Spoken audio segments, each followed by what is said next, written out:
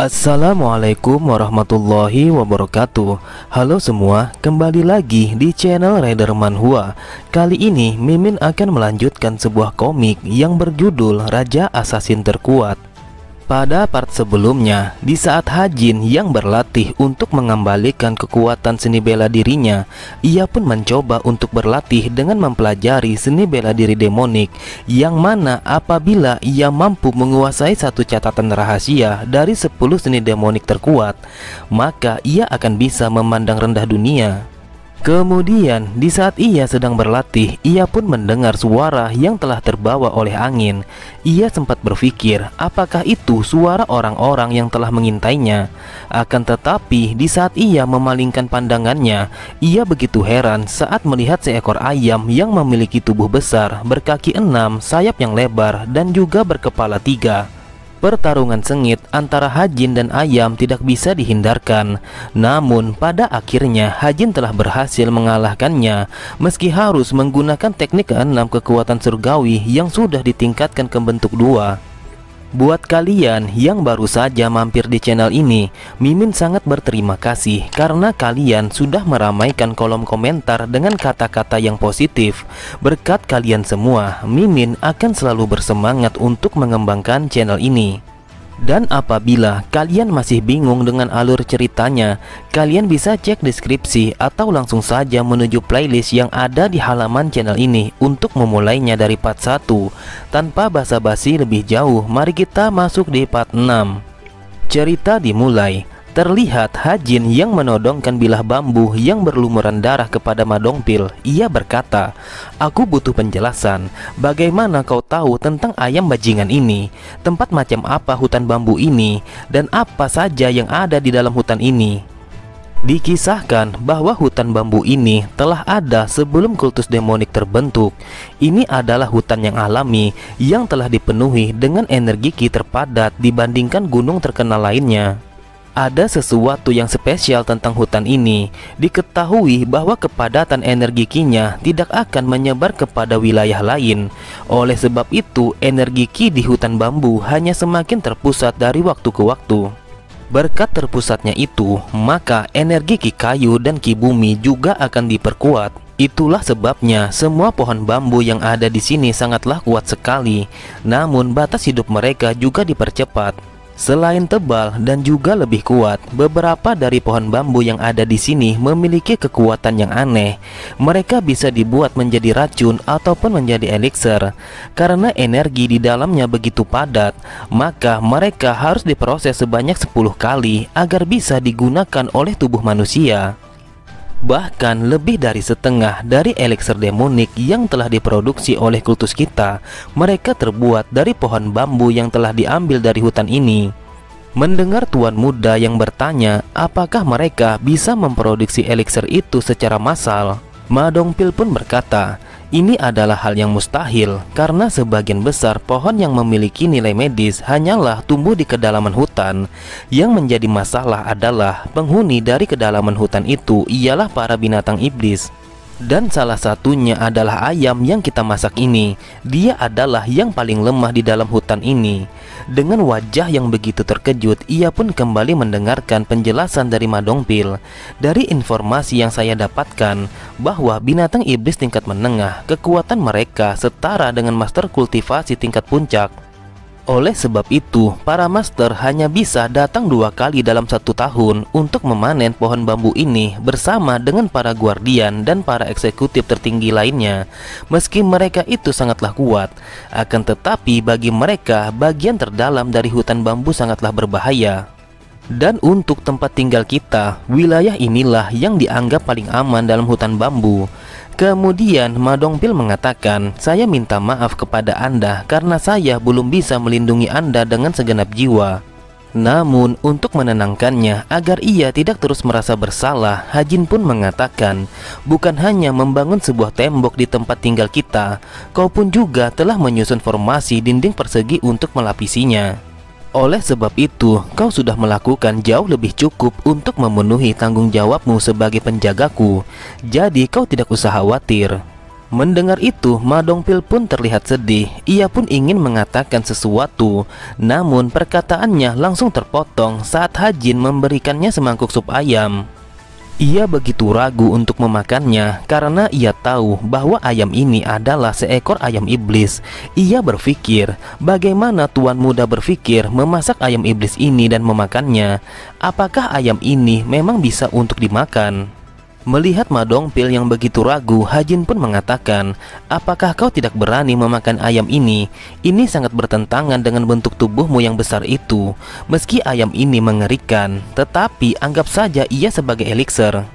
Meski ia merasa ragu bagaimana rasanya memakan ayam itu, mau tidak mau ia pun langsung memakannya dengan sangat lahap. Akan tetapi ia merasakan jika ayam iblis itu sangatlah enak, dan ia pun meminta lagi untuk mangkuk yang kedua. Hajin pun berpikir mencoba menganalisa apa yang dikatakan oleh Ma Dongpil. Jadi hutan bambu ini adalah tempat yang berbahaya. Karena Raja Demon dengan sengaja mengirimku ke tempat seperti ini, maka aku harus menguasai seni demonik secepat mungkin. Sambil menggigit ayam itu yang terlihat keras, ia berkata, kau membangun dinding formasi persegi ini dengan sangat baik. Meskipun dibangun dengan pengukuran anomali, tapi itu berfungsi sekali. Aku mengatakan ini karena aku bisa melihatnya bahwa pekerjaanmu ini sangatlah baik. Inilah sebabnya kau memang pantas untuk menjadi penjagaku. Namun Hajin begitu heran saat Ma Dongpil yang bertanya apakah tuan muda pernah belajar tentang formasi pertahanan. Di dalam hatinya mengatakan, aku mengatakan ini karena aku memang tahu tentang formasi apapun di kehidupan lamaku. Dengan herannya ia berpikir, teknik formasi adalah pelajaran yang berbeda dari seni bela diri. Itu bukanlah sesuatu yang bisa berpura-pura kau kuasai hanya dengan asal bicara saja. Aku tidak mengerti orang seperti apa tuan muda ketiga. Semakin aku mencoba mengenalnya, maka semakin itu juga aku mempertanyakannya. Dia telah menyelesaikan membaca lebih dari 10 catatan rahasia demonik hanya dalam waktu 3 hari. Dan dia telah mengalahkan ayam bunga teratai dengan sangat mudah, meskipun tubuhnya belum sepenuhnya pulih. Dia mungkin terlihat tampak ringan dan juga tanpa udara. Akan tetapi di saat ia sedang serius, ia menampakkan aura yang sangat sulit untuk didekati. Terlebih lagi, meskipun dia telah kehilangan seni bela dirinya karena penyumbatan ki di dalam tubuhnya, namun dia tidak tampak seperti orang yang frustasi. Sudah pasti ada sesuatu yang tidak aku ketahui tentang dirinya. Cerita berpindah pada keesokan harinya. Terlihat Hajin yang membaca catatan rahasia itu. Ia berpikir, aku sudah memutuskan untuk menguasai seni demonik. Akan tetapi aku tidak bisa terburu-buru karena ini adalah pertama kalinya. Jika aku menjadi kuat dalam waktu yang sesingkat mungkin, maka aku tidak akan bisa meninggalkan ki kegelapan yang sangat aku kuasai. Ki kegelapan adalah seni bela diri baru yang belum melewati satu generasi. Ini adalah teknik yang aku ciptakan dengan menggabungkan teknik rahasia 10 sakti terkuat selama aku menjadi Raja Assassin. Dengan kata lain, seni demonik sejati adalah pondasi dari semua seni demonik kultus ini. Tergantung bagaimana aku mempelajari sifat alami dan kualitas ki milikku yang akan menjadi bervariasi. Aku bertanya-tanya bagaimana jika aku dapat menebus kekurangan pondasi dasar dari ki kegelapan dengan seni demonik sejati. Ini diibaratkan seperti menjatuhkan setitik tinta ke dalam semangkuk air, maka seluruh isi dari mangkuk itu akan tercemar. Jadi seperti itulah seni demonik. Terutama seni demonik sejati yang diibaratkan seperti induk dari semua studi yang dikembangkan oleh kultus demonik. Jadi untuk mematangkan kehebatan seni bela diri muda dari ki kegelapan, maka tidak akan ada yang cocok selain seni demonik sejati. Mungkin ini adalah sebuah takdir untuk datang ke kultus demonik dengan membawa ki kegelapan. Kemudian Hajin pun mencoba untuk menggabungkan seni demonik sejati dengan ki kegelapan yang ia kuasai. Ia hanya ingin tahu reaksi apa yang ia dapatkan apabila ia menggabungkan dasar dari seni demonik dan juga teknik rahasia dari 10 sakti terhebat itu. Cerita berpindah di luar ruangan itu. Terlihat Ma Dongpil yang membersihkan halaman tempat tinggal mereka. Ia bergumam, ini sudah 12 hari sejak ia mengunci dirinya di dalam kamar. Bahkan ia juga mengatakan, apapun yang terjadi, sedikit pun dia tidak boleh untuk diganggu. Selain aku mengkhawatirkannya, aku pun juga begitu penasaran apa yang telah ia lakukan sehingga ia sampai saat ini masih mengurung diri. Di dalam ruangan itu, terlihat Hajin yang bermeditasi dengan energi kekuatannya. Ia bergumam, apakah mereka mengatakan bahwa sesuatu yang berlawanan itu adalah hal yang menarik? Sama seperti yang aku lakukan, antara ki kegelapan dan juga seni demonik adalah hal yang berlawanan. Seni bela diri yang aku ciptakan ini jauh lebih menghancurkan daripada ki kegelapan, dan juga ia akan berubah menjadi seni bela diri yang stabil dibandingkan seni demonik sejati.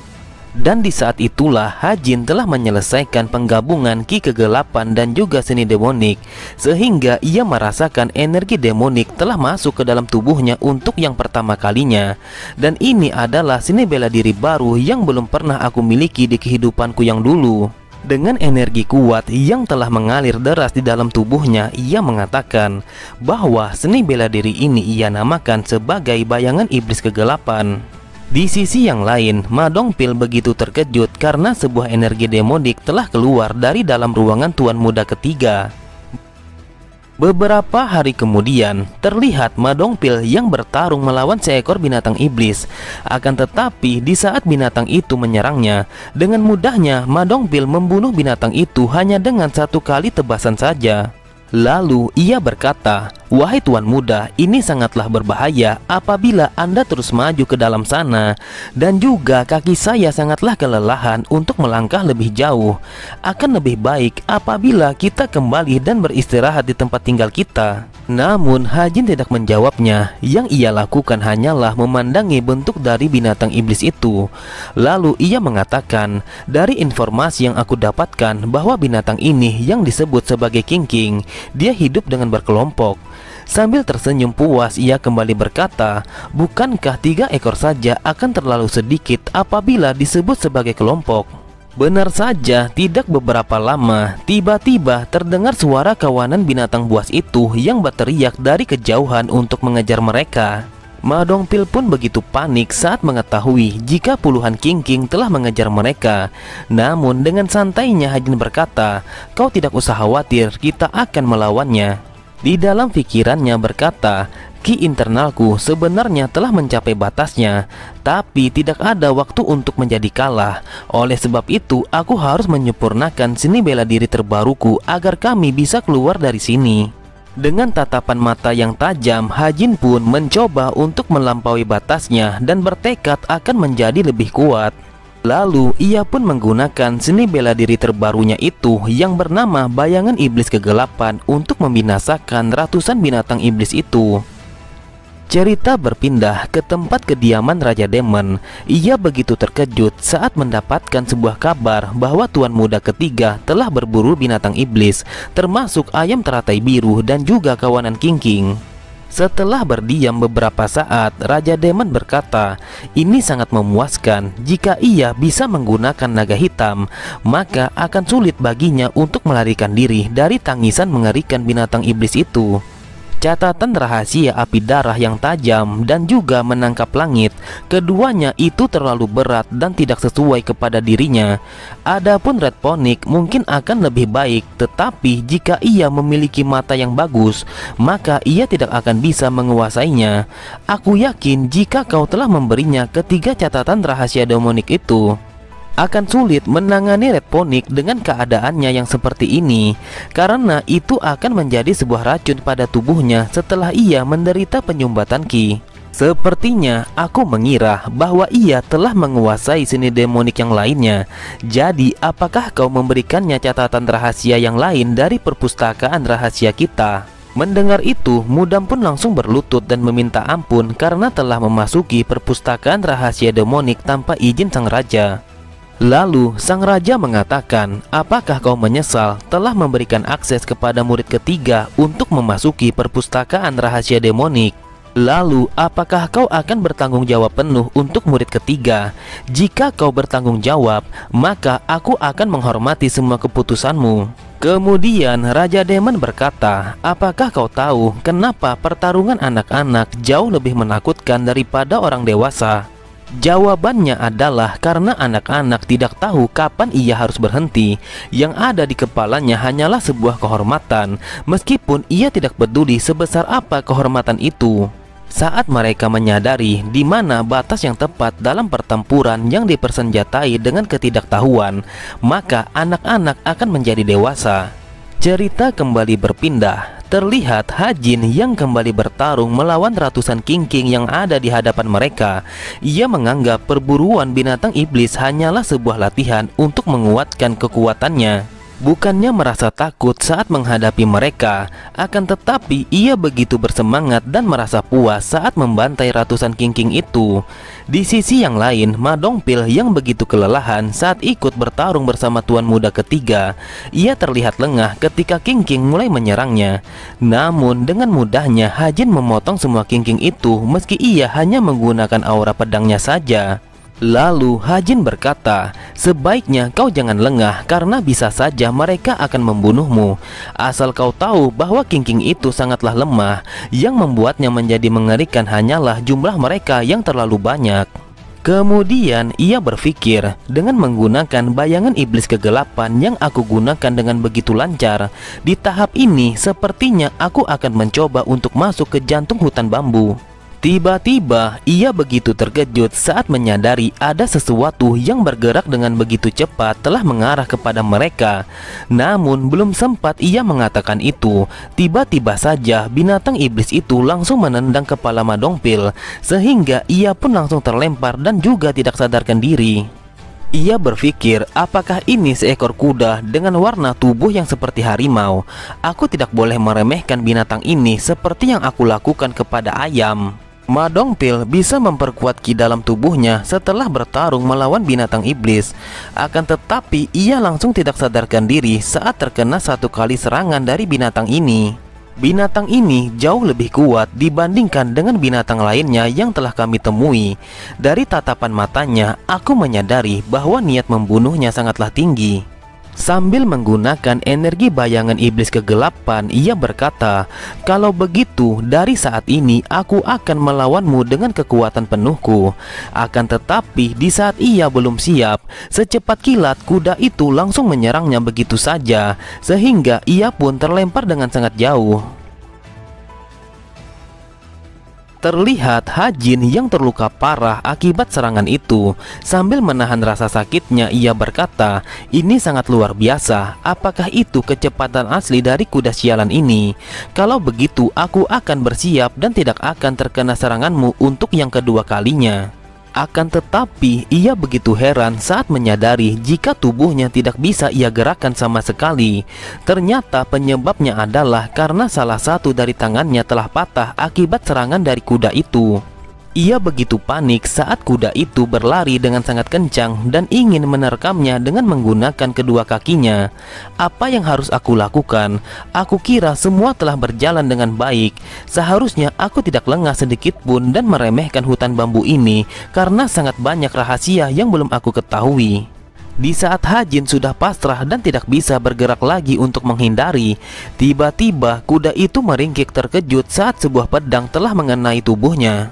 Ternyata itu adalah ulah Ma Dongpil. Ia dengan sengaja memancing kuda itu agar ia bisa menjauh dari tuan muda yang sudah terluka parah. Melihat itu, Hajin hanya bisa berpikir, dasar bodoh, apa yang kau lakukan? Kau tidak akan bisa melawan binatang yang seperti ini hanya dengan seorang diri. Benar saja, kuda itu langsung berpaling dari hadapan Hajin. Ia begitu tertarik dengan pergerakan yang dilakukan oleh Ma Dongpil. Seketika ia berlari sejadi-jadinya dan berharap agar ia tidak terkena serangan kuda itu untuk yang kedua kalinya. Terlihat Ma Dongpil yang menggiring kuda itu untuk terus mengikutinya karena ia ingin kuda itu masuk ke dalam perangkapnya. Sesampainya di lokasi perangkap itu, ia pun langsung melompat untuk menghindarinya. Benar saja, kuda itu langsung terjatuh ke dalam lubang yang sudah dipersiapkan oleh Ma Dongpil. Sambil memperhatikan, ia berkata, "Apakah kuda ini sudah mati? Yang aku lihat tubuhnya terluka begitu parah. Aku rasa ini adalah akhir dari kehidupannya." Namun ia begitu terkejut karena tiba-tiba saja kuda itu langsung menerkamnya. Meskipun begitu, sekuat apapun ia mencoba menaiki lubang itu, ia tidak akan mampu untuk melakukannya. Ma Dongpil pun berkata, "Berani sekali kau membuat tubuh tuan muda terluka parah seperti itu. Sepertinya untuk penebusan dosa ini aku harus memenggal kepalamu." Akan tetapi ia mengurungkan niatnya karena ia menyadari jika kuda itu sedikit lagi akan terbebas dari lubang itu.